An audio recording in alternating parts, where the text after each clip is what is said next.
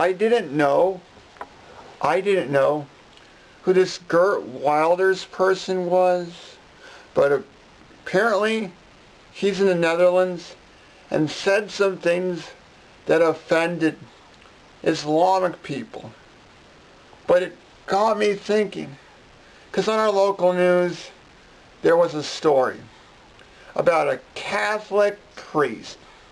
He said the Holocaust didn't exist.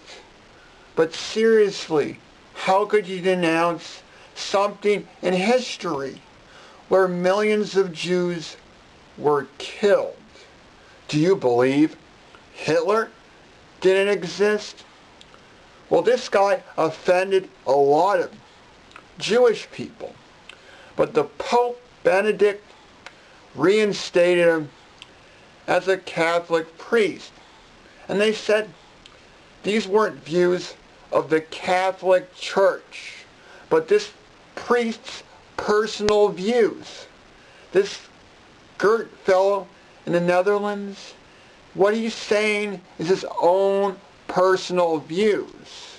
But what's happening here is like what happened last year when a Tom Cruise video got taken off YouTube. People feel that this guy is having censorship, that we should have the freedom of speech. And what's happening is this is being violated.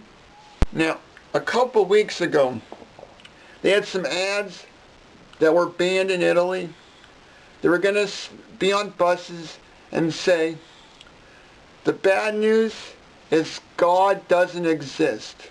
The good news is you don't need him anyway. Now the people that made the ad were told by some atheist and agnostic group that there was some sort of thing in which it violated ethics in advertising. And of course, a bus driver said, I would not drive a no-God bus. But you got to realize there's a lot of Catholic people in Italy. And I could understand them getting offended by something like that. But those Catholic people, most of them are native Italians.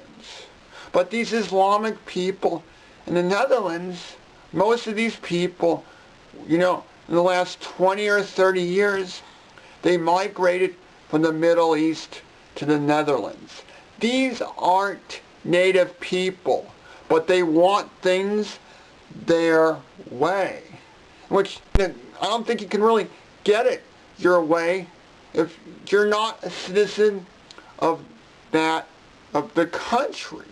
And this guy could possibly be charged with hurting someone's self-esteem. But how could you get arrested for hurting someone's self-esteem?